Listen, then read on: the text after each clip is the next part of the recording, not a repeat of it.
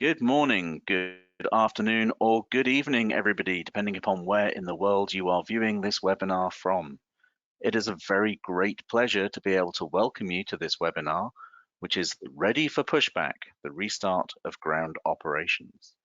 You have a very distinguished panel today who will be able to talk about how they're facing the challenges of restart and answer any questions that you have. We will be starting the webinar in about 3 minutes' time. Until then, please make sure you're comfortable, you have a glass of your favorite beverage with you, and you are ready to learn, take part, and contribute to this webinar.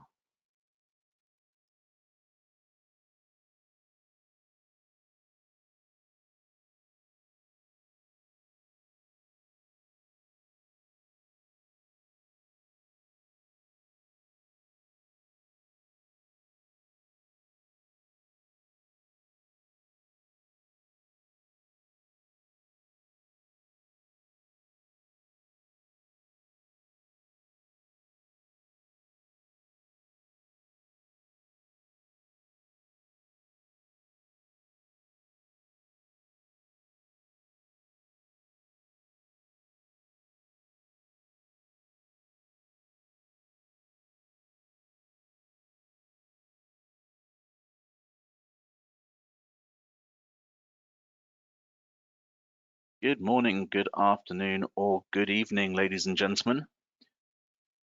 We are just allowing more attendees to come into our webinar today. We have a record number of registrations at over 1,000, and it always does take a few minutes for the numbers to stabilize in terms of those who are going to attend. So please give us another couple of minutes and then we'll be ready to start.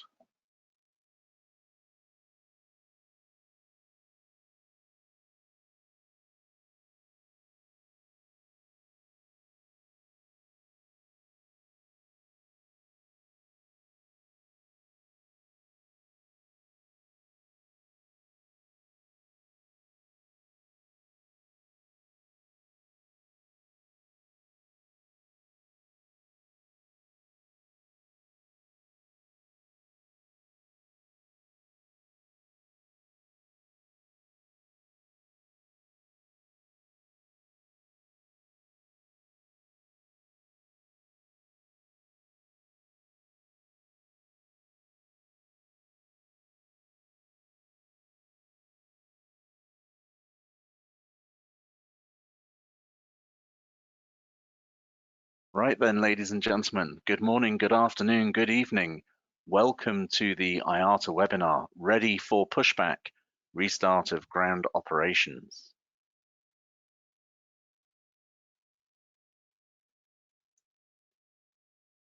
This webinar, similar to the others that we've run, is being conducted using a tool in which you are muted. So you will not be able to speak to our panelists during this webinar. However, you do have a Q&A panel where you can ask us questions that we will then present to our panel at the end of the webinar. All questions are moderated by our legal team. So when you submit them, we have a member of our legal team reviewing them to make sure that they are in compliance with the IATA rules on competition. You also have a chat panel where you are able to send messages to your fellow attendees. Now, I mentioned that all of the questions that you submit are being reviewed by our legal team. That is because this webinar is being conducted in compliance with our antitrust and competition law guidelines. During this webinar, our panelists will not be able to discuss any matters such as fares or charges or divisional sharing of traffic, revenues, or any other competitively sensitive topic. And we would appreciate it if when you phrase your questions, you ensure that they do not pertain to any individual policies or commercial decisions that are being undertaken by airlines or any of our panel members for that matter. Also, we're not able to comment on any particular specific business practice if that is not already public knowledge. Okay, so please remember that when you are asking questions. So as I've mentioned, ladies and gentlemen, welcome to this webinar. My name is Andrew Price. I am the head of global baggage operations at IATA, and I will be facilitating today's webinar. However, the main focus of this webinar are the issues that you're dealing with, the insight that our panel can bring to the entire restart process. And so when you registered, you were asked some questions about how you were thinking, what were your concerns? And of course, top of the list is pandemic management. What can we do now? What are the measures we should take? And how are we going to demonstrate that we are compliant with the rules, regulations, and so forth that are in place in the rapidly changing landscape of pandemic management? After that, of course, we have competence and training. There are new things that you have to have in place, new rules, new procedures that are necessary for us to be able to restart aviation, and we can tell you all about those luckily. Operational readiness, of course, how do we make sure that we're ready to fly? How do we make sure that we're ready to get going again? And then you have safety, which is on everybody's top 3 normally. Very important topic. How do we make sure that not only are our passengers safe when they travel with us, but how do we make sure that our workforce is safe? In the airport, people coming into work, we want to make sure they're as safe as possible as well. I'm not going to read through the whole list. If you're interested in cleaning and disinfection, you may have missed our previous webinar. There is an available download of that. You can actually watch our webinar, which featured a lot of cleaning and disinfection materials. If you missed passenger confidence, we had a passenger insights webinar right at the start of the series. Again, that is available for you to download and review. It also covered a little bit of the economic impact. So very key areas of concern, and our audience will be able to share their questions with us during the webinar as well. Now, today we have a distinguished panel of speakers. I'm going to go through in no particular order, but I'm going to try and list our panelists first. So our panelists are JJ DiGiovanni. He is the Managing Director for United Airlines, and he's responsible for quality, safety, regulatory affairs, and analytics.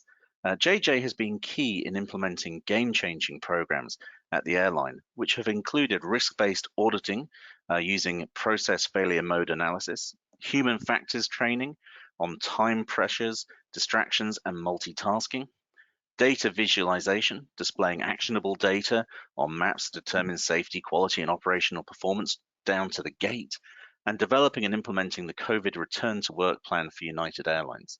So a wealth of experience there that's all highly applicable to this webinar.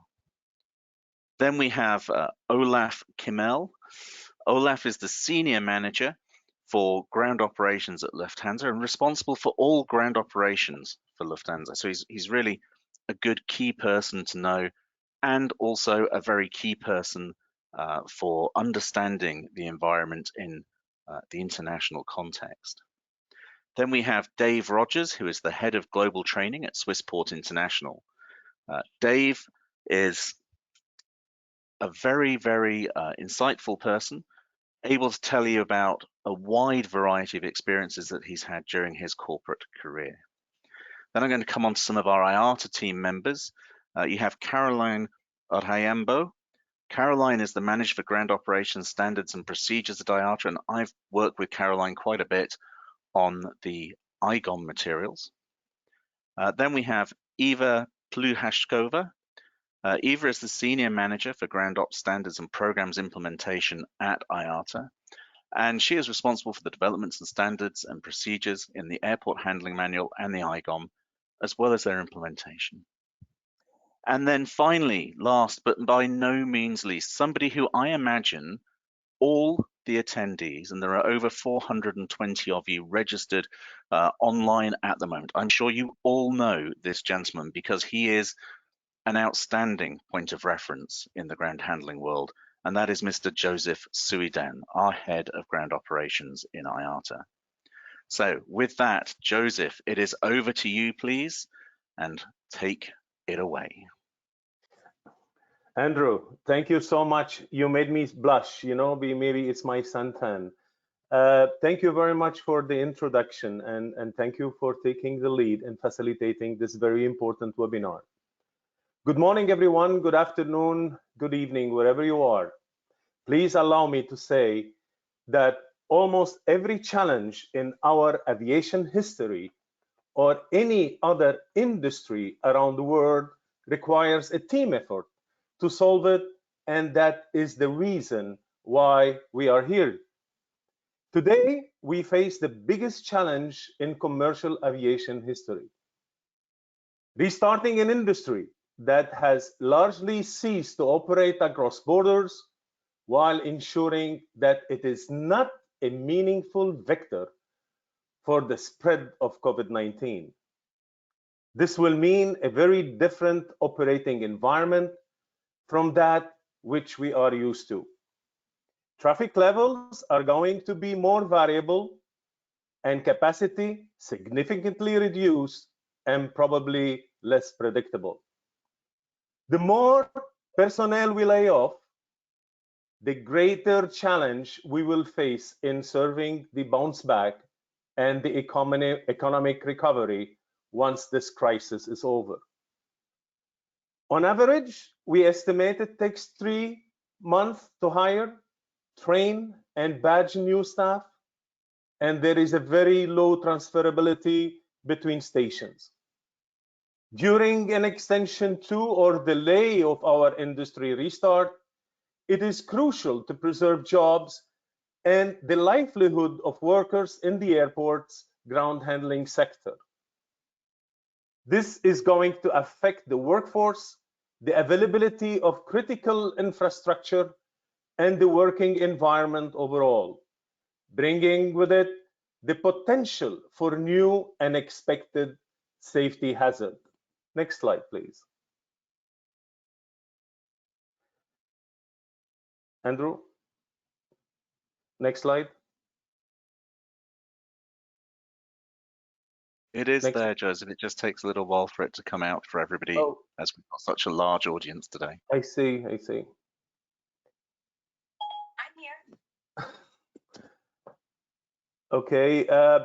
The next slide, we talk about the industry restart in 3 phases of recovery, and I hope that will allow that the next slide will pop in with no delay. Yes, thank you, Andrew. Despite the ongoing challenges of COVID-19, locations around the world are beginning to open again. With that, air travel routes are taking the first tentative steps towards a restart. In some places, we are already moving away from the immediate reaction to COVID phase, and we are starting to work our way through what is expected to be a long intermediate phase. More travelers are getting on planes, airlines are starting to reinstate routes, and ground handlers struggle to maintain existence with the slow demand on services. Countries and states have begun to welcome visitors and the removal of the temporary measures required by the pandemic. Meeting this challenge will mean making significant changes across the entire arc of the air travel experience, from a pre-flight through airport departure, onboard procedures, and onto post-flight. It would require governments to assume broad new responsibilities in terms of assessing and identifying traveler health risk, as governments did for security after 9/11. Airlines, ground handlers, and airports will need to introduce and adapt processes and procedures to minimize the contagion risk in the airport and aircraft environment. And also, passengers will need to be empowered to take more control of their travel journey, including responsibly assessing their own travel of health risk before a journey. Next slide, please.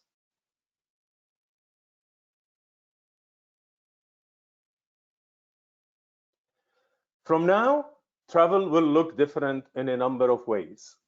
People can expect to explore a brand new world of testing, face mask, physical distancing, closed businesses, and 2 weeks quarantines, etc., etc. But what changes can our industry expect in both the short and long term? However, the long the restart is going to take, there are 4 fundamental pillars that are going to support an orderly, safe, and efficient restart of the entire industry by what's in the pillars in there: building the system capability, improving the travel experience, restoring customer and industry personnel confidence, and also stimulating demand. Next slide, please.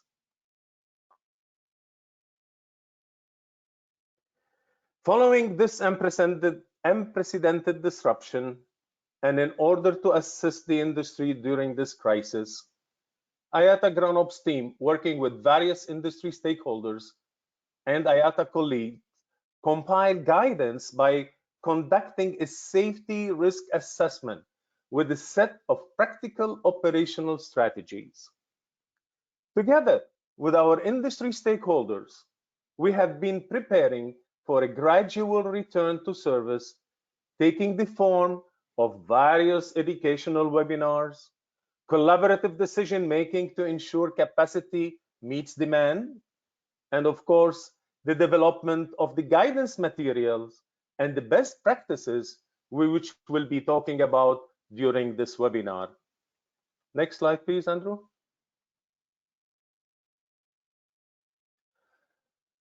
We must remain focused, among other aviation sectors, on the fundamentals that Andrew mentioned before at the beginning of the webinar. Safety, security, and efficiency are to promote the public health and safety by gaining both passengers and aviation workers' confidence, and recognize aviation as a driver of the economic recovery. Of course, collaboration is vital among governments to implement internationally consistent, mutually accepted measures that are essential to restoring air connectivity and passenger confidence, and also between governments and industry to ensure the achievable development and implementation of operational measures. I would like to restate our commitment to the International Civil Aviation Organization, ICAO, global provision for restoring air connectivity. These guidance materials that we were going to be talking about, that are our ground ops team has been working on with various industry stakeholders internally and externally, are built in the Council Aviation Recovery Task Force Takeoff Guidance platform, which offers an authoritative, because of ICAO, and comprehensive framework of risk-based temporary measures of air transport operation.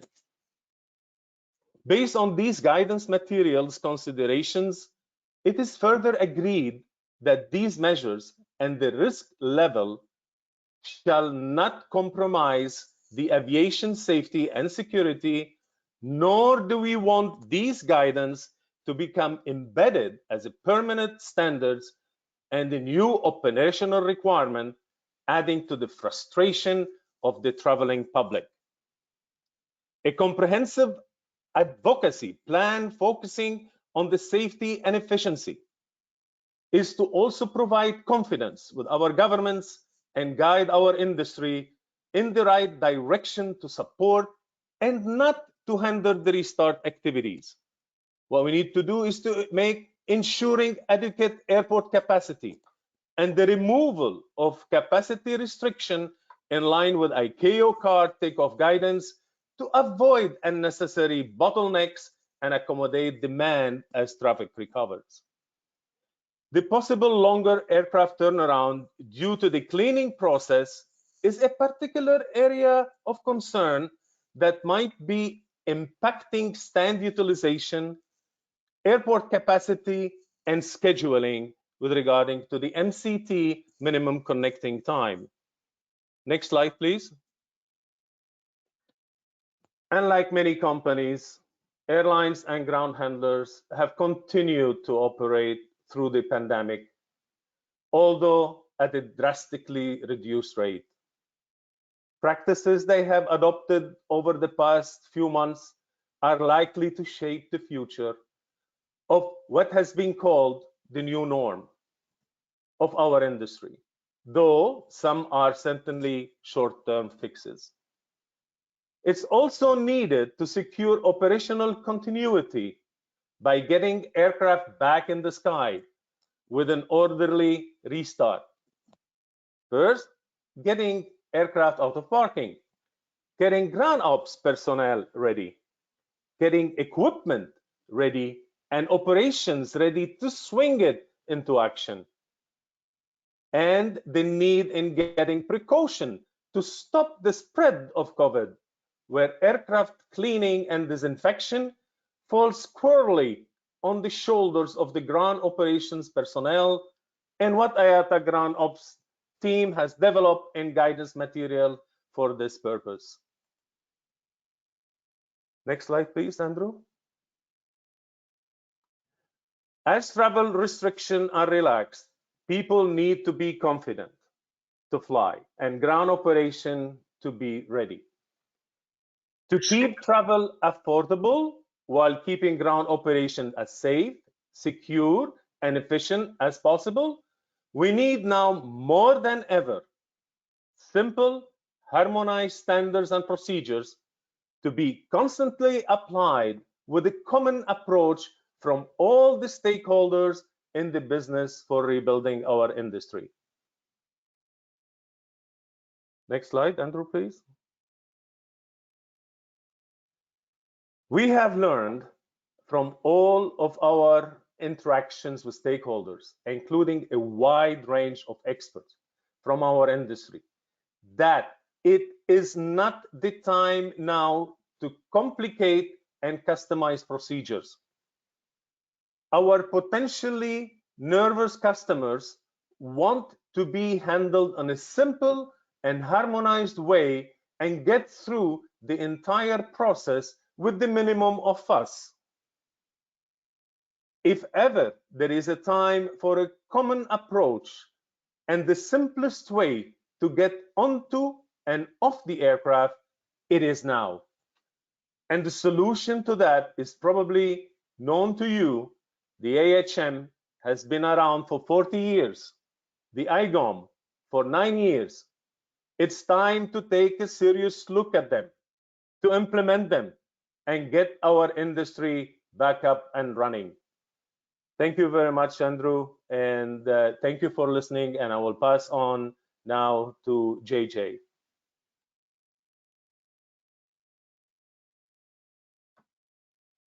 Thanks, Joseph. So I'm going to talk to you a little bit about managing the airline through a pandemic. And then, Andrew, let's go to the next slide, please. Basically, Joseph covered the top 3 phases. I'm going to talk to you a little bit about what to expect in each one of those phases, the need for adaptability and moving forward, and then basically how do you relook at your operation and then figure out and determine what the new end state is going to be, and then the importance of a synergistic plan that includes everybody on your properties to ensure their safety. And if you think about it, it's the focus on protect our employees, which in turn protect our passengers. And then if you look at it at the end of the day, protecting our communities, because If we can do that, then we start getting our traffic back. So it really is a people-focused how to protect strategy. Next slide, Andrew. So if you look at the three phases, we believe that we're in the alert and response phase, which is actually, if you look at the lower word at the bottom of each one of the three columns there, is the shock phase, how to pull the operation down. And I can give you an example. We've parked over 500 airplanes at the peak of this out of 800 mainline aircraft. Pulling that down, although it's a tough and ugly thing to go do, the new normal actually is the tougher phase that we're moving to, which is how to stabilize that pull down.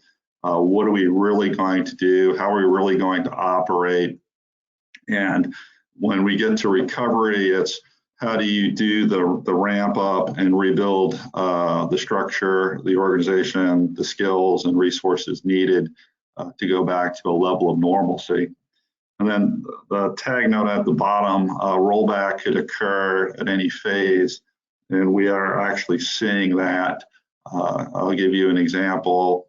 Going into July 4th, national holiday in the States, we believe we possibly peaked out for the month of July as quarantines have increased and stipulations for travel about being quarantined have increased. We're seeing demand actually coming off, not back. So think of this as there's three phases coming. There's three different risk phases of this. The first one's shock, the next one's stabilize, and the other one is sustained growth. Let's go to the next slide, Andrew. This one is about adaptability, and this is key, and it's actually a probably good survival tactic. You have to start thinking about the things that you never had to go think about are now predominantly a main driver in a lot of our operations. And like cleaning and disinfecting, there's two different things. There's visible clean and there's disinfecting.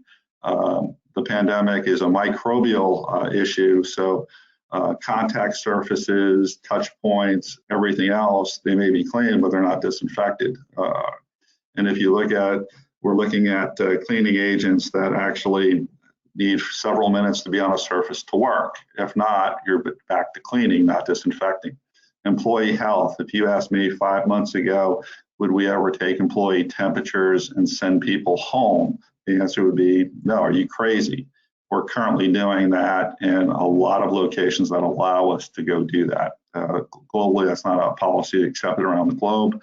However, we do have countries that are mandating even passenger temp screening before we depart the United States.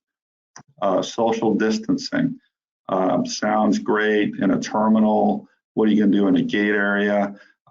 Problems we're looking at is how do you do that in a break room? How do you do that in elevators? What do you do in escalators? Requirements. We are tracking probably 70, 80 organizations for requirements that change on a daily basis. Wear masks, mask optional, temp census required prior to departure, quarantine periods. And we're actually, I'll actually show you one slide on that, but we're actually tracking all the requirements around the world real time, fed into a database so that we can respond quickly. Then work areas, you know, we're very fixated on our policies and procedures for work, but what about all the support things? Like, how do you manage a break room? How do you manage a conference room meeting at an airport? And so things like common food we've had to pull out because of the utensils being shared. And people would say, that's crazy. We have actually traced and tracked cases down to people that were in a geographic location in which they were actually doing a shared luncheon, and we had an outbreak or a cluster. PPE, it's not only do we provide it, it's actually we enforce use. And I'll talk about that on the next slide. Next slide, Andrew. This is my last slide. Basically, when you look at the pandemic, you need a synergistic plan. everyone, every place needs to understand what the new policies and procedures are, and things like transportation on the property. If people arrive and then have to be bussed in, are the protocols being for PPE being worked at the moment they arrive on the property to the point they leave the property? That's key. We talked about travel practices. What is essential travel? What do we have to provide people if they do travel? What's the expectation about what they are required to go do once they're on a property? We had to define all of that and publish all that so that people would not travel unless it was absolutely essential, and they understood the protocols to take in travel and when they arrive at that other property. Clean cycles. We determined that our current clean cycles were unacceptable, and we had to increase our clean cycles from possibly daily down to shifts. And now we're even getting into analysis of that. Facility readiness. What are all the signs, facilities, equipment, hand sanitizers that are needed, personal barriers, such as for protection of customer service agents, check-ins at the counter, so on and so forth. The next one was controls. What are the new controls we're going to invoke? We've actually invoked platooning and adjusting work schedules so work crews would stick together. So if we did have an infection, it would be limited to a specific crew. And so floating of people throughout the property was stopped, and we determined that it was better to platoon and squad people. Policies on sick days. Anybody that had any one of the 3 symptoms was immediately sent home. That was not an ask, that was a mandate. It was protect the people that we have that are not ill and get the folks that are ill off the property. The other thing we had to go do is establish points of contact training. What are the new expectations of working in a pandemic world that several people on each property have to be experts in? Recognition of the illness. What are the symptoms? How to process somebody that is reported or looks ill, and what to go do about that fast. And the reason why velocity is a problem, if the person is determined to have been ill at 7 a.m. in the morning and you're working this problem at 1 o'clock still, that means you have several other exposures. You have to be right, you have to be timely, and you have to be knowledgeable. We've actually run 4 work modules about how to recognize illness, how to process illness, what the facility needs to do to be prepared. And then the other one would be general work practices. And then the other one is how to sustain and ensure behaviors are being complied with. And then monitoring, last key points to talk here. We've actually incorporated in the states all 50 state requirements into a database. We've then overloaded all of our cases of COVID into that database so that we can track and trend. We then compare our data to the Johns Hopkins data, which is the main source of, I'll say, public knowledge and information in the United States. We actually monitor our trends compared to regional, city, and state data. And then we actually pick up in the United States, the TSA, which are the security people, because they're essential people. And we do a comparison to our population at TSA as essential employees to essential employees. What's that tell us? It tells us if we have good controls in place. It tells us if we have people complying with those controls. And it tells us how we're doing compared to the geographic regions and what do we need to tighten up. The other thing I would tell you is we also do contract tracing. Whenever we do have a case, we overlay that person's work schedule, overlay that to other people that possibly been exposed by shift, schedule time, and do a correlation analysis to probability of infection. When you look at it, I'll just give you 3 key things to walk away with. Think about this in 3 phases. We're still in phase 1, moving to phase 2. I will tell you phase 2 is probably the most important because it's our opportunity to re-engineer and reinvent our companies for growth coming out of this, as opposed to keeping systems that may not be able to support a fast startup. And last but not least, I will say, make sure your plan, you have a defined policy, you have a control plan to protect your people, and that you have the effectiveness measures in place to monitor your controls. I'm going to turn it back to you, Andrew, for Eva.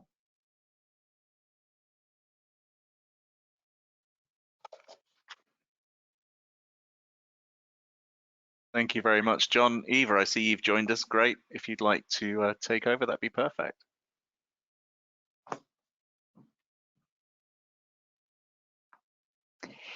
Thank you, JJ and Andrew. Hello, everybody. Do you hear me? Yeah. It's great to be here today. Thank you for having me. Can we move to the next slide, please?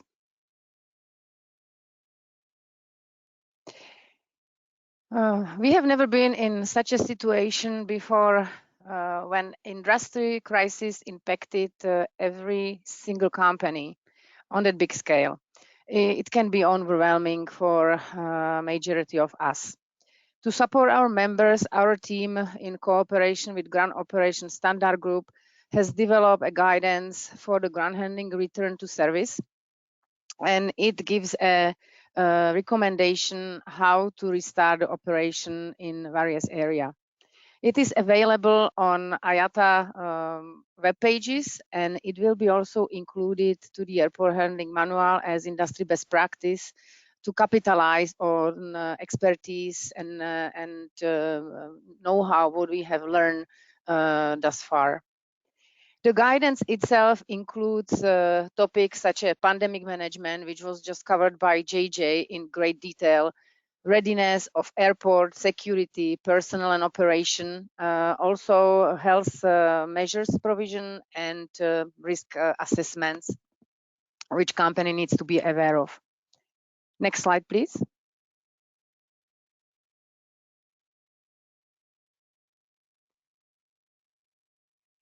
So let's look what are concerns of our audience. Andrew already has mentioned that we did some pre-poll during the registration, and we can see that 22% of you are concerned about personal readiness and specifically how to maintain competence of employees, how to deliver the training.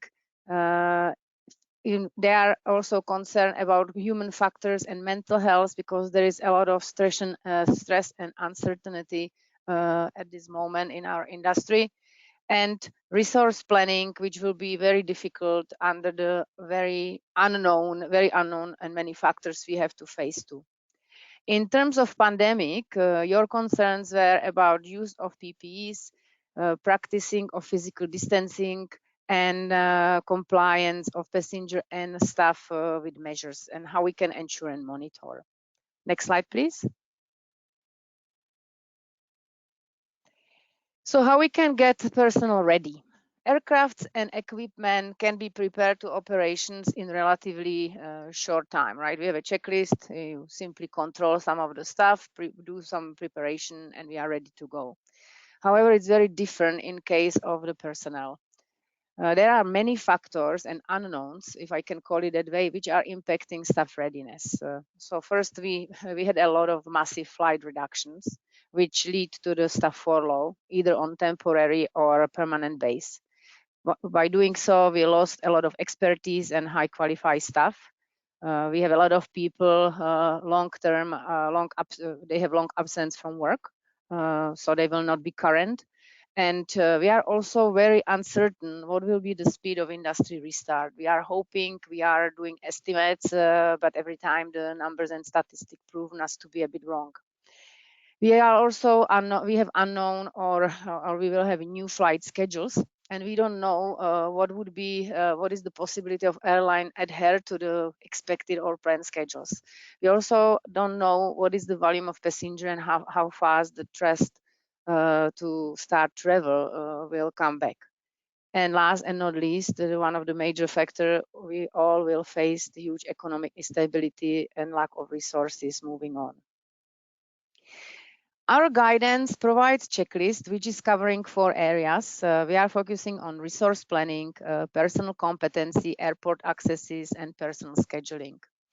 It doesn't go exactly to the details what and how to do every single step, but it provides you a set of action which needs to be considered, evaluated, and looked at in context of your company. In terms of resource planning, nothing new. You know that it's absolutely crucial. Evaluate the personal's needs, what we're gonna need in context of new flight schedule, and what currently we have available. How we're gonna allocate the personnel to perform jobs. What are the health and safety measures, and if there are any restriction or additional demands for the personnel. What are the new flight schedules? We have to also review handling services. They will be revised, in many cases reduced, and there will be changes in procedures, especially on passenger process side. We have to also look what all these changes and additional measures bring in terms of time to perform the related task. As an example, enhanced screening protocols for aircrafts will certainly add some additional times for the cleaning staff to complete the job, or it will bring demand for more people to do the job in the same time. So we have to also take in consideration updated turnaround times, even if it's gonna be temporary, and the updates will have to be done on very regular basis, and will certainly change during the restart. In terms of staff competency, I'm not gonna go too much details as it will be covered by Dave Rogers right after in a couple of minutes. From a preparation point of view, we need to evaluate existing competency and skill gaps. So we let a lot of people go, unfortunately, and it means that people who were already available in our workforce are not there anymore, and our capacity is reduced to minimum. We need to review the training currency because some trainings certainly expire, and we will have to deal with the extensions. What are the training needs and requirements, new or existing? Do we have available trainers, facilities? What kind of training and how we can provide it if training center perhaps are not available? We are recommending as Joseph mentioned, we are recommending to train staff and build a startup programs for people returning back to job. According to the airport Chapter 11 Grand Operation Training Program, it is set and it was recognized by our various groups as the good start and minimum level of training requirements. And it will simplify if all industry takes this one as a base, and we will be all on same page, and will be able, and airlines will be able also reduce the oversight and their involvement. I believe the Olaf is gonna cover that. In terms of airport accesses, there is absolutely crucial communication and cooperation with the airport. We need to make sure that we activate passes and have various permits issued, as well as our staff undergo training which is provided or required airport before they go on duty. With no any offense, we know that the timelines at the airport under normal situation are quite long because there is various entities. So we need to ensure that we agree on timelines with the airport, so the peak times in restart will be handled properly, and we will not have a delays. Our colleagues from ACI are providing guidance in that sense, and are on board, and we communicate with them. In terms of personal scheduling, nothing new. Schedule enough personnel to perform tasks. Easy to say, very difficult to do with the limited resources. But we need to always remember safety first, and we cannot cut corners because of this situation. It might be very tough, especially for handlers. However, the safety first needs to stay in our mind. We are recommending to also do the mix of experienced staff and staff who were on absence, or people less experienced and people with extended training validity. One important thing, and JJ mentioned it in terms of monitoring, we need to plan for extended supervision. I know that in a lot of companies from our members that the supervision was kind of cut with the reduction of the staff, but it needs to be reinstalled and done on a very daily basis, not just for the regular operation, but also include the compliance with the COVID measures, which is concern of many of you, how we can do it. We also recommend schedule the same shift wherever possible. So we have still same people working together and they rotate together, minimize the COVID exposure and spread. JJ mentioned that they are tracing people and then can see the outbreaks within the same groups. And least and not last, it is important to have a backup plan for sick offs and quarantines because they are fairly long. And if all ship is in quarantine, then you are left empty-handed. Also, we need to plan for the use of subcontractors, if there are any subcontractors, and our team, and Dave Rogers gonna cover it, working on some rules for cross-utilization of skills from other company, even if you don't have perhaps subcontracted contract, how we can, at the restart, at the crisis situation, help each other and use various expertise between various companies. In our document, we have attachment 1, which includes risk assessment. We are listing the most common risk and hazards, which we have assessed with some measure put in place. And we would encourage you to look at it and compare it to your risk assessment, because everything in pandemic crisis is about the risk management in various stages. And JJ was very clear and provide some perspective on this one. Our matrix is actually aligned with UK CAA. They created as well matrix of risk for restart. And I can say that maybe different wording is used, but the same issues are highlighted. Next slide, please.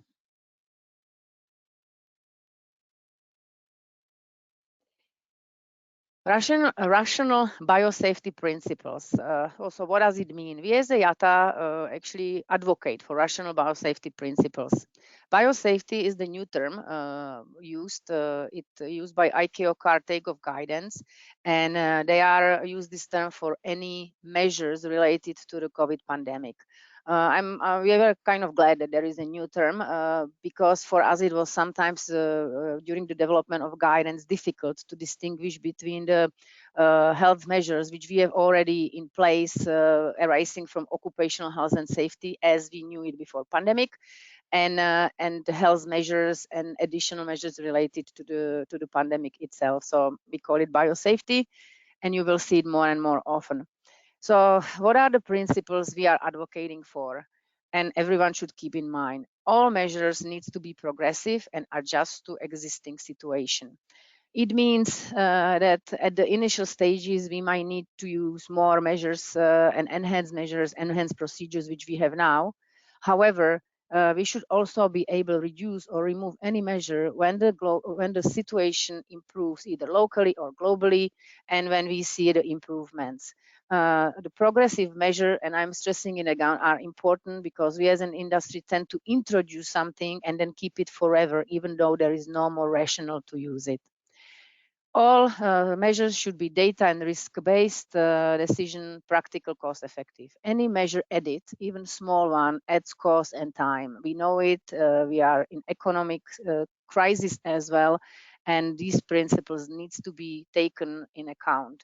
For this principle, we also advocate with regulators, as well as we advocate for use of common industry standards, AHM, IGOM, as well as the IATA guidances we have produced. We are facing, and everyone faces, regulations are updated on daily basis. Every location has different requirements, and everyone is getting lost. It's time consuming. So one of the part or one of the jobs of our regions, it actually harmonize, ensure that any regulation are actually in compliance with ICAO CAR takeoff guidance. And we try to reference our guidances because that's how it was developed by our members. Next slide, please.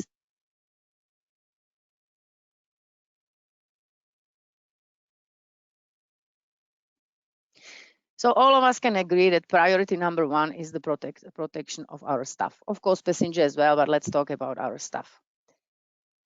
Again, it is important to have a multi-layer approach to the protection. It includes hygiene routines, physical distancing, personal protection equipment, and health monitoring measures like screening, testing, whatever is available. Multi-layer protection or multi-layer approach is recommended by IATA Medical Group, and it means that every company needs to assess what kind of protection they want to put in place. In some situation, based on the risk exposure and based on the possibility and probability of contamination, we need more layers over each other. In some situation and some regions, we just can go with the simpler physical distancing, because we know that physical distancing and hygiene routines are the most effective. For the hygiene routines, important to ensure that washing facilities, hand sanitizer and wipes are available to everyone on the ramp and airside and all employees. And JJ mentioned that it's important to have an enhanced cleaning of equipment and facilities, because some of the area were not done or they were not done frequently. In distancing, again, we have to provide guidelines to employee how to perform the job with the distancing, also do some markings wherever possible, do some separation if possible. Policies for break rooms, common spaces, meetings was already mentioned, so I will not go to the details. In terms of health monitoring, as a minimum, we need to have a system and training for the COVID symptom recognition. Also training and campaigns for social responsibility, and we need to focus on contact tracing, because one sick person will spread the COVID around and it will have a avalanche effect. Next slide, please.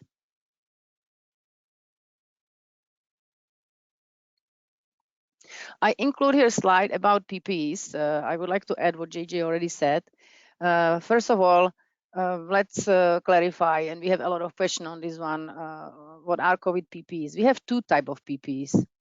So we have PPEs which are already in use for many years, and they are related to the health or safety of the workers to prevent injuries. For example, using of gloves on ramp.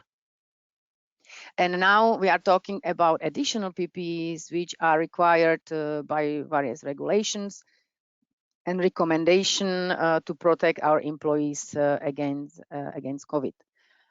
There might be addition to current PPEs, or current PPEs which our workers are using might be sufficient if their cleaning and disinfection is taken in account. So that's important to emphasize. So main points I would like to highlight here. The use of PPEs shall be evaluated case by case basis. Of course, we need to take in local regulation in account. However, we should base the necessity of using of PPEs on risk of exposure and risk of transmission. We should evaluate every job function and need of PPEs at all, or what type. Example, I can give you baggage cargo handling. In generally, according to ICAO, no masks are necessary to wear during the baggage and cargo handling unless there is exposure with passenger. However, if you have, for example, chain loading, when the distancing is not possible, then masks are required. So you will have a different job task and different situation when the PPEs might or shall be used or might not be necessary. In PPE, or for PPE, the procurement is also the key. We need to ensure that we have sufficient inventory. As everyone is aware, the availability of PPEs at the beginning was a big concern. Now we are doing way better, of course, in influence costs. So procurement is the key. We have to also plan for regular enhancement of PPEs, depend on the regulatory requirements and employee feedback. And awareness and promotion campaigns should be run, and including training to employees, explaining the purpose and protection which PPEs provides, how correctly use PPEs, how to clean it, disinfect it if it's their responsibilities. And we need to also have a feedback from employees if the PPE is suitable for the job. Because, for example, wearing of mask will certainly restrict some communication between parties. So the communication might not be clear. And it could cause huge problem in, for example, for wing walkers and communication with the crew. So as a main takeaway, we recommend and advocate for a progressive measure which are based which are data-driven and based on risk assessment. And any measure is put in place in the way as the situation requests. So at the beginning, maybe more, and we cannot forget to remove or reduce the measures as the situation improves. I would like to thank you for listening, and I'll be happy to answer any question later on. Now, I would like to introduce next speaker, David Rogers. Hello, thank you, Eva. Hope you can all hear me. Very strange world we find ourselves working from and living in these days. So I'm very grateful to IATA for allowing me to share some insights around training and personnel competence. Very interesting, very challenging times. Next slide, please, Andrew. You may have seen this before, VUCA, volatile, uncertain, complex, and ambiguous. That is the world we find ourselves in today. It's very, very different from what we were engaged in before, which was regulatory compliance. Now it's got very different. Tomorrow is different to today. The day after may be very different again. So we have to find a different way. Very interesting, more than 16% of you expressed concerns around training and competency of our people returning to work. These are my concerns also. The main ones we've looked at is say, well, staff that have been absent from work, JobKeeper scheme or other furlough schemes, they shall be coming back on a demand-led basis. How do we reintegrate them safely? Well, we look at, and I'd recommend you take a look at AHM Chapter 11 with the absence tables that says up to 3 months do this, up to 3 to 12 months do that. That's great guidance. So we've been able to position ourselves to say we can look at what we need to do for these people to brief them on what's changed, how their behaviors may have to change. As JJ mentioned, actually now there's a compliance issue. You shall wear and you shall use PPE. So it's taking those steps to bring back our people into a different world than the one they exited. We now also find ourselves training in a pandemic world. It's a world where we have to give consideration to government advice and guidance on social distancing, PPE requirements, hygiene requirements. How do we manage that? You need to take time to consider how this shall be. Layout of classrooms, if you're still using classrooms. Rostering, planning, and making the most benefit from that. How can we get the most out of that? Something we've looked at and says, okay, as part of a train the trainer process, we'll come along and we'll say, we adjust the numbers that attend training because we can't socially distance according to the best advice out there at the moment. And we will provide hygiene and we will do it in a different way. One of the concerns was, how do we check that the person is still competent? This is a massively important thing for me because it allows us to give the person the confidence to turn around and say, I can still perform. I can perform safely, I can perform effectively, and I can perform efficiently. For that, we've gone back to SOPs. The person should be able to perform the task according to the SOP. And there's nothing wrong with sharing with them that this is an evaluation of their performance, operational. And you can document that. That's a really good thing to do because it gives you concrete evidence that that person is competent to perform. It's also really useful to inspire confidence in our industry and with our regulators and with the the airline operators we service and the aerodromes we operate on, you can show that we have something in place that's validated somebody is still good to go. And if they're not, take some steps just to bring them back to the baseline. Training delivery. Now, this has been the biggest challenge of all. We may have employees who need training recurrent, not at work. Some of those employees may actually be the trainer. So we've had to be adaptable, and we've had to say, okay, traditionally, we would have done this in a classroom setting. That space is no longer available to us. We need to find a different way to manage. So we've looked at various options from socially distanced training where people do attend, all the way through web-based interactions like we're having now using some of the IT possibilities to have virtual classrooms, and this has proved very successful, right the way through to we do not have the IT support, the network, the infrastructure, the individual's hardware at home, they don't have it. So we've said, okay, find a different solution. I was not prepared to say postpone everything. This just moves the problem further down the field into a space where you go, will be resource poor at that point. So we look at different ways of how we can maintain any continuation training or recurrent training. So we've taken that decision, and it's worked quite well. It's also worked very well when it says employee engagement. Some of you may have been away from work, away from colleagues on a JobKeeper scheme. That becomes very challenging because you have no interaction. So our employees have found it very beneficial that somebody's engaging with them. So there's a lot of actual benefit to do with that. And my vision is that we can maintain, as a ground handling service provider, a safe passenger journey, and we can inspire confidence in air travel once again.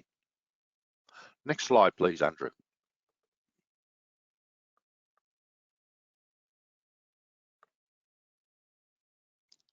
Next slide, please. Thank you. Lessons I've learned. You've probably seen this before: collaboration, cooperation, communication. This has expanded massively. We've always kept in mind, and I've always said, there is an absolute standard to be met. A person shall be trained, shall be confident, shall be competent, and it shall be documented. Traditionally, how we did that in the past has changed. We can't do that again. We have to look to different pragmatic solutions. But at every step of the way, talk to your customers, talk to the airlines, talk to the regulators, share with them the thoughts and the processes. Make sure it's agreed, because if it's agreed, then we can move forward with it. If it needs more rigor, put more rigor in there. And the last piece of advice is, do not take this as an opportunity to say the old rule book is gone, throw away the rules.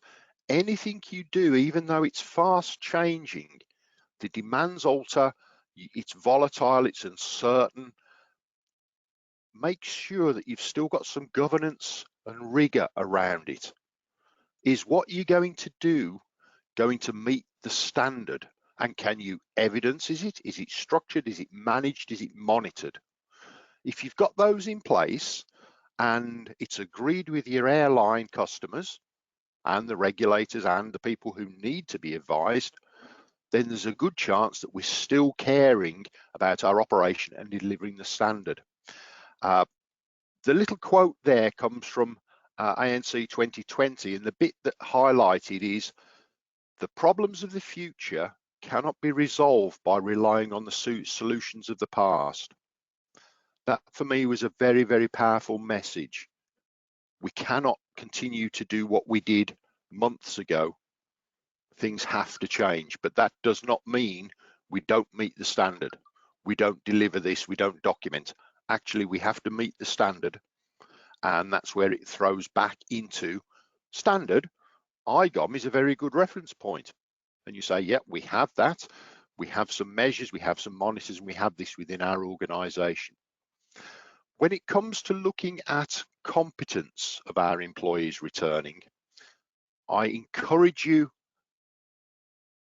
encourage you to look at competence based. In other words, what does the person need to do for their job? And are they meeting that outcome? That's a great starting point. Next slide, please, Andrew.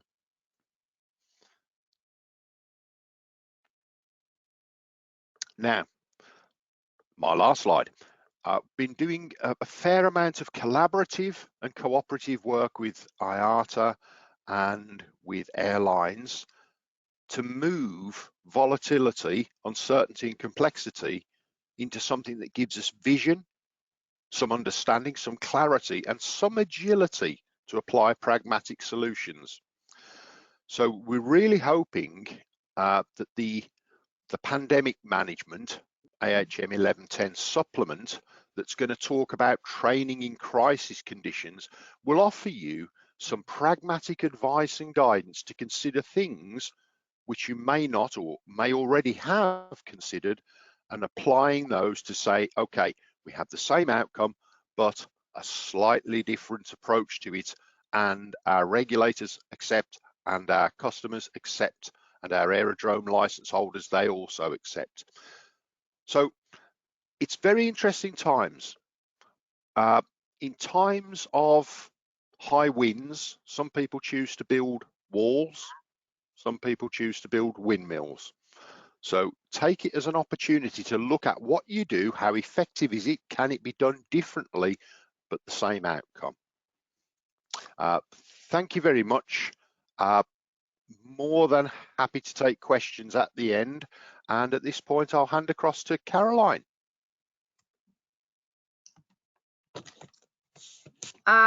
Thank you, Dave, and hello everyone, and thank you for joining us today.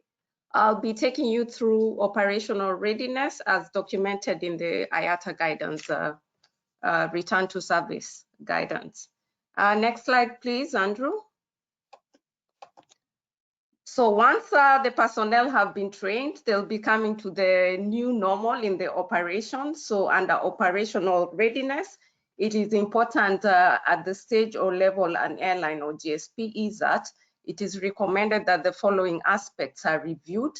But one of the most common aspect is to note that most operational procedures are unchanged, but it is asked to integrate with the new health measures, the biosafety measures, into our processes.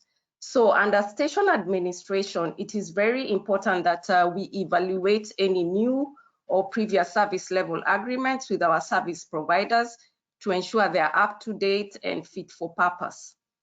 The station administration should be able to cascade operational deliverables from senior management, deliverables from the pandemic team, from the airport readiness team, issues arising from both quality control and quality assurance program.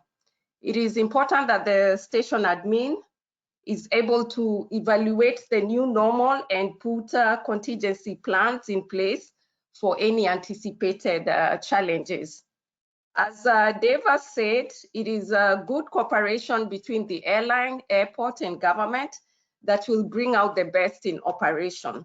So feedback to regulatory authorities on issues arising from the pandemic need to be established and communicated. Issues like cleaning and sanitization of the airport or any other issues that are brought about by the pandemic. So one of the key deliverables for the station admin will be handling change management for the operational personnel. As we've had, communication is critical at this time. So communication protocols must be established to enable cascade information to the operational personnel, and it has to be two-way, from top bottom and bottom up.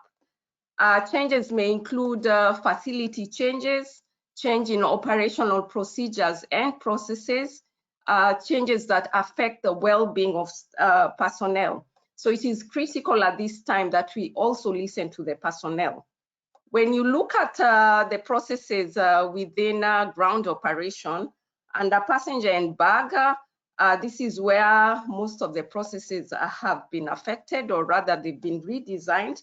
So it is important that operational personnel are able to understand the new process to enable create sufficient confidence to passenger and assurance of safe to travel. In terms of operations, any new or revised regulation for country of departure or arrival should be communicated and understood by the operational teams to ensure there are no hurdles in passenger journey that may lead to packs being inadmissible or subject to an anticipated quarantine. When we look at the ramp process, other than introducing the new biosafety measures, it is important that we continue adhering to safety measures to avoid any incidents or accidents at the operation. It is important that at the ramp, we have continuous supervision and coordination of various tasks at the ramp. For example, GSC that is being operated must always be serviceable. We must maintain the speed limits within the ramps. In the load control process, from training, we need to create a methodology to ensure that staff are licensed and they dispatch, that the flights are dispatched correctly. In the initial start of the restart, there's a likelihood there will be a lot of ad hoc operations. So methodologies have to be put in place that aircraft are dispatched safely. Next slide, please. In terms of the process is changing, IATA has put in some biosafety measures that touch on different points in the passenger journey, because the passengers' processes have really changed. Before pre-flight, and to assist governments with contact tracing where possible, the data should be collected in electronic form, including web application, and in advance of passengers arriving at the airport to reduce or rather to increase the throughput of passengers at airport. Passengers should also be encouraged to pre-check in prior arrival at the airport. Once we are in the departure airport or the airport of departure, it is important to restrict access into the airport building for airport personnel, traveling passengers, and also limit the accompanying persons in situations whereby you need to accompany passengers with reduced mobility or unaccompanied minors. For jurisdiction or authorities that require temperature screening, we encourage that this task should be carried out by professionally trained staff who can decide if a passenger is fit to fly with preciseness. IATA recommends that within the airport areas, we maintain physical distancing of 1 to 2 meters or 3 to 6 feet, or as required by the local rules and regulation. On the use of face masks, IATA recommends that passengers use face covering along with suitable PPEs for the operational staff, or as required by the local authority. It is very important that the operational team is in touch with local authority outputs. In terms of use of self-service option, IATA recommends as far as possible that passengers should be guided appropriately to use the self-service option to minimize contact and physical handling between passenger and check-in or operational staff. At the boarding gate, the touch point for boarding gates, an orderly boarding process will be necessary to ensure physical distancing, especially when our loads start picking up. And also the handling of cabin baggage needs to be monitored so that it does not create a bottleneck in the boarding process. In terms of arrival at the arrival station, it is important that we create methods to expedite the collection of bags so that we do not have passengers crowding at the arrival claim area. Therefore, IATA says that currently there is no single measure that can mitigate all biosafety risk. for restarting air travel. However, we believe that implementing a range of measures that are already possible will balance the risk mitigation, which we need to unlock the economies and to enable travel in the immediate future. And because of all these changes, next slide, please. Because of all these changes in operation, we need to review our operational risk registers. In the guidance of return to service, we have identified hazards or risk and mitigation action that can assist create initial awareness in the restart phase. The list provided is not exhaustive. However, we recommend each company within the operational reach should verify and adjust the risk assessment in accordance to their company policy and their safety management system provisions. Some of the operational risk that we've outlined or mentioned in the registry includes the restart of operation with a new service provider, reduced operational oversight at the ramp, long-term parking leading to surface damage, high density of aircraft parked, large numbers of ULD at a station leading to lack of storage facility or non-availability of ULD in certain stations. The issue of wildlife infestation is also possible at idle ramps and stationary aircraft. Management of passenger expectation also needs to be reviewed. In terms of managing the pandemic safely, we recommend that safety oversight measures should always be put in place to ensure that we continue to adhere to regulation and conformance to safety procedures. Effective correction action plans should take place in case of non-compliance or non-conformance within the defined timescale. And communication is key again on findings, corrective actions, and mitigation plans that need to be put in place. Next slide, please, Andrew. Thank you. And in line, there are some procedures, as much as procedures are not going to change, but some procedures have to be enhanced.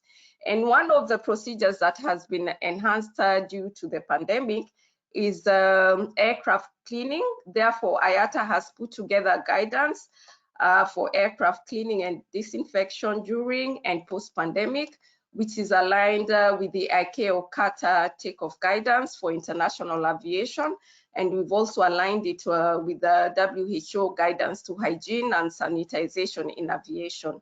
We've also looked at various regulatory recommendations and put their recommendation into consideration so that we create one standard aircraft cleaning guidance for the industry to remove complexities that can be brought about by different bodies. So we've included the inputs from EASA, FAA, CDC, CAAC, and we are happy to note that some of the regulators are actually taking our consideration and also trying to create a standardized cleaning documentation. So to update, the next revision of the IGOM will contain the new cleaning procedures. So what's new? What's new in the aircraft cleaning? Next slide, please. And aircraft cleaning, what's new is we've put in additional, under cleaning personnel, we've put in the additional need of new PPEs and protection strategies that have been brought about by the pandemic. The importance of knowing the products, the new products that they need to use. Under cleaning and disinfection products, we've highlighted the importance of using the right products and which are approved by the OEMs, aircraft manufacturers, or as per the SAE standards. We've also elaborated on actions that need to be done before cleaning, during cleaning, and after cleaning. We recommend that cleaning should always take place in well-ventilated aircraft, and to avoid personnel contamination, we We recommend that tasks should be pre-assigned and company multi-layer protection strategies should be put in place. Systematic cleaning should be done to avoid contaminating the aircraft, and proper handover processes must be put in place to ensure that passengers are boarding in a sterile environment. We've enhanced aircraft checklist, focusing on the high-touch point areas for both passengers and personnel.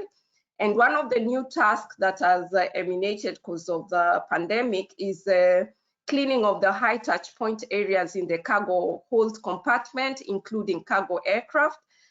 These are areas like the door handles, the loading control panel, the access panels, the light switches, just to mention a few areas. In terms of cleaning during an event, in case you have a COVID or a suspected or confirmed COVID case on board, or in case the aircraft is soiled with body fluids, we've aligned the procedure with the WHO recommendation on managing COVID-19 cases on board or communicable disease outbreak in the aviation. We've also enhanced the waste management and disposal section to introduce a new type of waste that has emanated from the pandemic. In principle, the cleaning procedure has just been enhanced, and it will form as part of the measures that will be required for the restart process.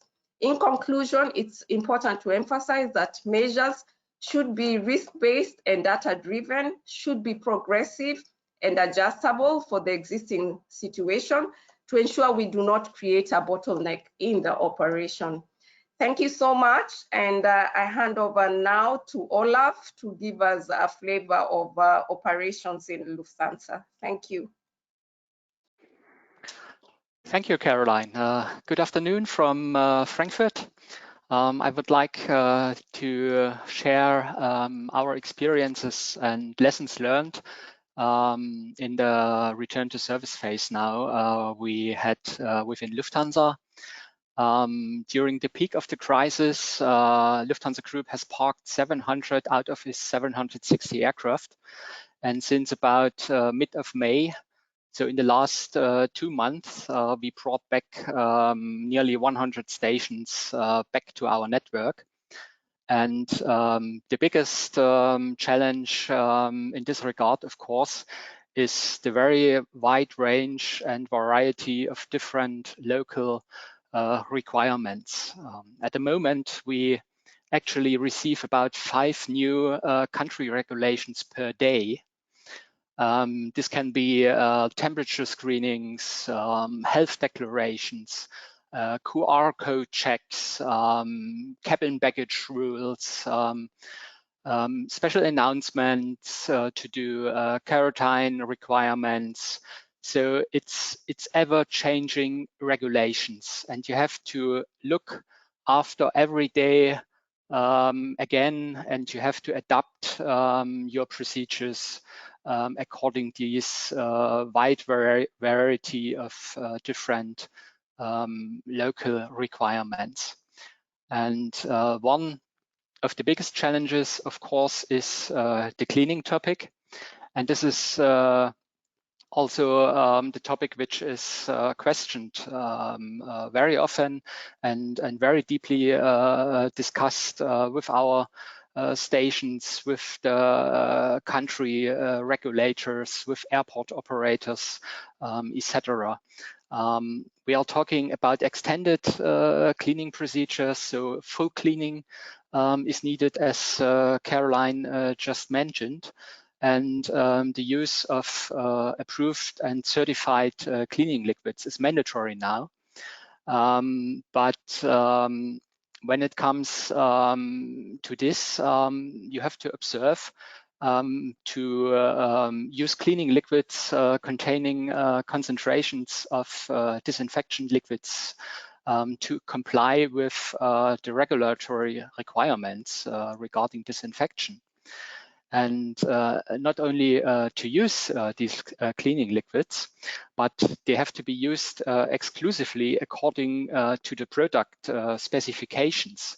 meaning mixing ratios, drying phase after cleaning, etc., to avoid damage to the material in the cabin.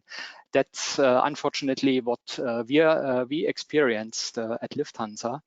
That cleaning liquids are used in poor concentration, and that is meaning they can be very aggressive and damage surfaces in the aircraft permanently. And so it's not only the cleaning procedure, but it's also how to use cleaning liquids. Are they approved? Are they certified to fulfill all the regulatory requirement? When it comes to multi-sector flights, you have to consider the cabin must be deboarded, so then you can allow a full cleaning of the cabin. And what we also experienced is a clear distinction is needed in the understanding between cleaning and disinfection, because what we do in general is a deep cleaning of the cabin with approved liquids containing concentrations of disinfection liquid to fulfill all COVID cleaning requirements. But disinfection is something different when it comes to COVID cases on board, and you need really a deep disinfection of the whole aircraft cabin. And very often there is not clear distinction, and there's a different understanding what is really required and what does cleaning means and what does disinfection means. And when it comes to sanitary measures in operations, of course, as mentioned before, you have to observe minimum distances according the local regulations. Wearing of PPE, of face masks is very recommended. If you enter the aircraft cabin, if you interact with, for instance, the cabin crew or the cockpit crew, wearing of a mask is mandatory. But you can alternatively think of using headset communication, for instance, with the cockpit crew to avoid personal contact. Another thing is that cabin ventilation is required during passengers are on board the aircraft or during deboarding and boarding, which means you need a preconditioned air or ACU unit to ventilate the cabin, or the APU has to run. And often airports restrict APU usage due to noise abatement and environmental rules. And so this has to be clarified with the airport operators before. When it comes to boarding and deboarding procedures, you should think of social distancing by using group boarding, for instance, by reducing the capacity in passenger buses if there's a remote boarding. And at Lufthansa, we decided to implement a mask wearing during the flight. So all the passengers and the crew has to wear masks during flight, and it's mandatory. So when it comes to aircraft ground movement and long aircraft parking, that's quite a huge challenge too. As I mentioned before, we are talking for Lufthansa Group about 700 aircraft in the peak of the crisis. And so to securely park aircraft, you have to consider high wind procedures. And you can use different methods to secure the aircraft. You can use fuel, you can use ballast, or you moor the aircraft according to the aircraft maintenance manual. But if you think about the amounts needed when it comes to ballast is simply not available. And so we had to develop solutions like to build concrete blocks on pallets and load them into the aircraft. We are using IBC containers to use it as ballast, but also to use it for mooring aircrafts on the nose landing gear. And for the fueling, you have to very carefully consider that during the parking time, the fuel gets contaminated with microbacteria, and it's not just like simply fueling the aircraft. It's of course very expensive to do, but you have to consider that you are not allowed to use the fuel again, and you have to recycle them somehow. And that is really not that easy to decide what method is the right one. And also you have to consider between parking and deep storage procedures, which means if the aircraft is parked, you can have it back in service within a couple of days. But then a regular power on and movement of the aircraft is needed by the maintenance department, which also means you cannot moor the aircraft. Versus deep storage procedures, meaning you park the aircraft for a very long time, months or even years at a dedicated deep storage airport. And then, of course, it's much easier to load ballast into the aircraft and to secure it. So about the training, which was already very good introduced by Dave. I like to share with you that we are now changing our training philosophy to IATA Chapter 1110 based training, and we trust on the IATA standard, and we kindly ask our ground handling agents to implement IATA AHM 1110 training standards. As we can, as an airline, base on these common IATA standards, and then it's just minor aircraft or airline-specific topics we have to train in addition, and this really saves training efforts on ground handling, but also on airline side, and that should support to have the people back to operation. And maybe as a last lesson learned, what we did for our restart phase, we collected together with all departments involved, so-called post-crisis restart checklist. We put in all relevant topics, ops critical topics, for instance, and most important. And we gave that to our station managers to prepare the stations for restart, to consider all topics necessary, and to finally confirm that the station is ready for restart and green. So yeah, that's maybe from my side. Thank you very much. And I would like to hand over back to Joseph for a wrap up, please. Great. Thank you, Olaf.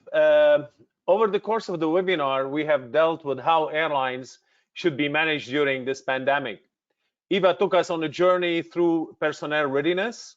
Dave and Eva tackled this topic, introducing the Chapter 11 supplement to the training in crisis condition. Dave stressed on the term of the VUCA. Caroline dived deep into the recommendation on the operational risk management. And to round it all off, Olaf gave us some interesting perspective of what major airline has learned through the course of this crisis. As a conclusion, I would like to thank our speakers taking the time out of their business and our facilitator, Andrew, and wish to leave you with the thought, with all the hard work put by the aviation industry personnel, we will get this right, first time and every time, so that each hard-won returning passenger becomes an ambassador who will spread the word among relative friends and colleagues. Ready to fly? Please fly safe. Next slide, please, Andrew. Not the slide.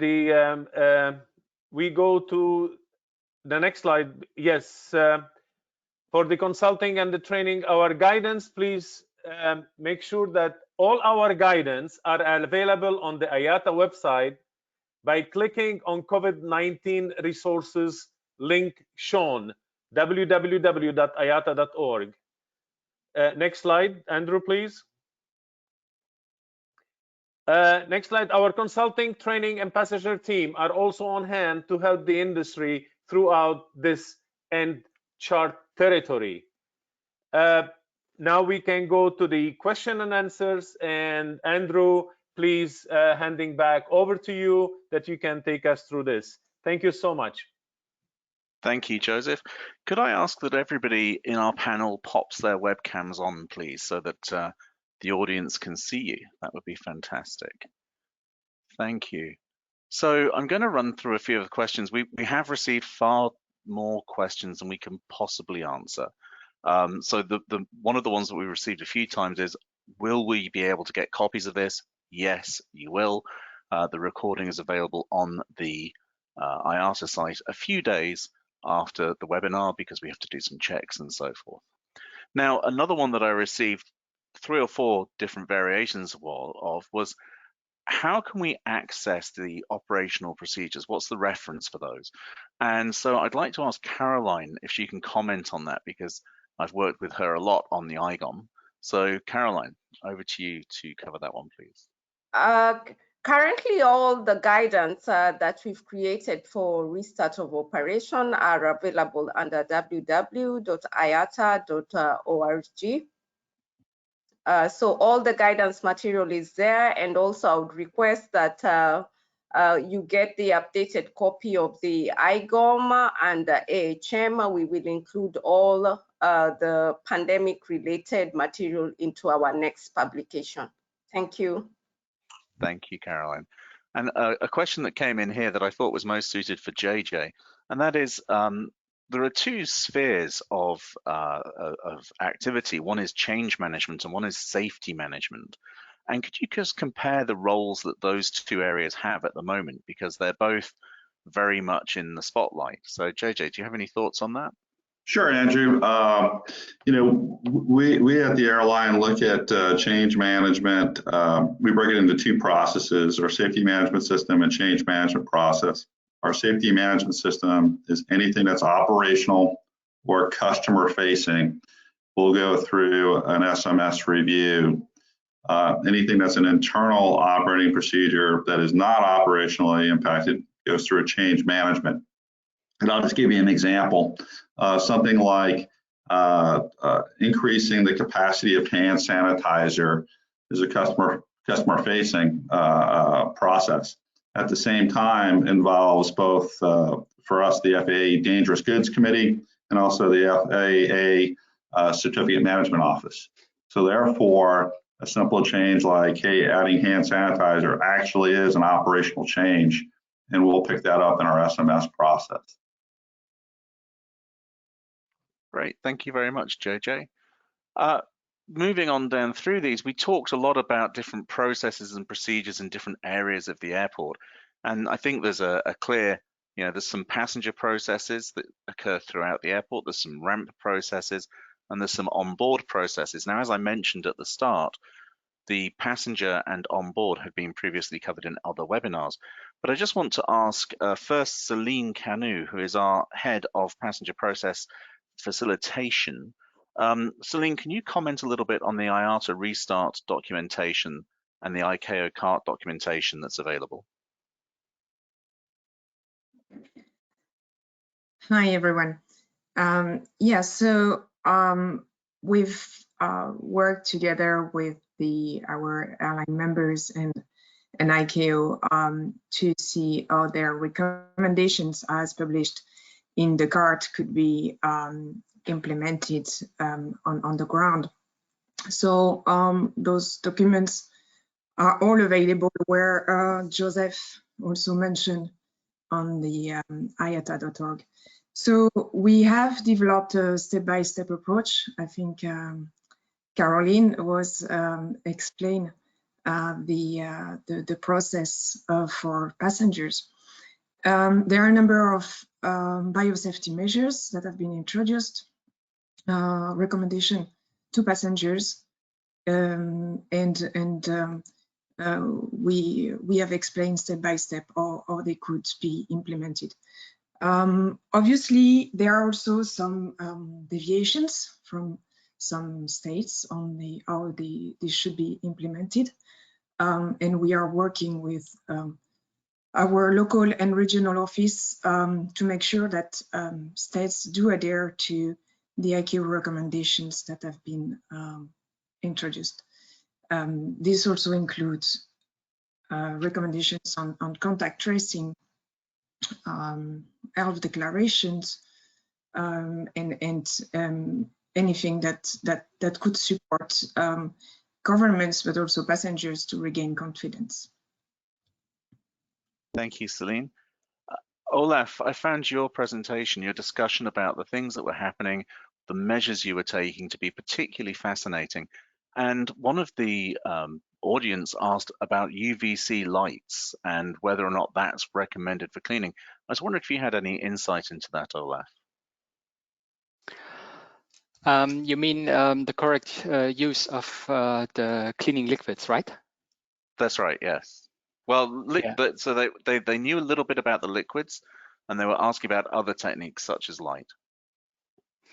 Yeah, it's quite a new technology, and we haven't implemented yet, but it's very interesting to use it, and maybe to reduce the amount of cleaning liquids needed. As I mentioned before, it can be quite aggressive if it's not used according to the manufacturer instructions and mixture rates.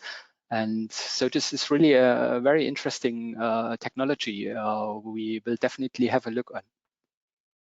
I may comment on it, Andrew. At this moment in our guidance, we are not putting a recommendation to use these techniques because it's not yet, the tests are being done by aircraft manufacturers from the point of long-term impact of aircraft interior. They are expecting to have some outcomes by the end of July, and then definitely within ICAO CAR there should be some new guidance on how the new techniques like UV lights and ionization and others should be used. And I'm pretty sure that United is already using some part of it. JJ, you had something maybe to add? Sure. We're looking at UVC primarily in the flight deck, and the reason why is both major aircraft manufacturers, Airbus and Boeing, have provided guidance not to spray heavy amounts of cleaners into the flight deck. We're finding out that 233 nanojoules, the PPE is minimal. It's basically just plexiglass eyeglasses or safety glasses, long sleeve clothing. We've run tests on around 20 aircraft. We believe it's a viable solution. In other areas of the airplane, we believe that the cleaners, like Olaf was saying, are highly effective, and from a time and processing perspective, are probably more prudent to use. So the only area we're currently looking at UVC, and I actually have bought units and are running UVC cleaning samples through our flight deck operations. Thank you very much, everybody, for those excellent answers. As I mentioned, we did have a lot of questions, and these will be summed up in an FAQ that we will generate after the webinar with some answers in there. But at the moment, we've gone over our time by a little while, so we are going to have to wrap up.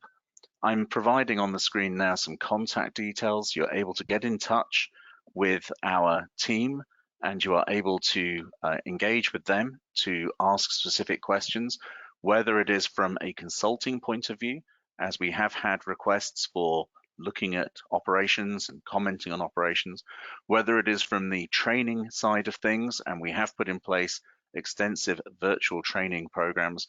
So there is no need to come to a physical place. It's very safe and very engaging, actually. Or whether it's about ground operations, and if it is about ground operations, you'll be looked after by our fantastic ground operations team. Thank you very, very much, ladies and gentlemen, for attending this webinar.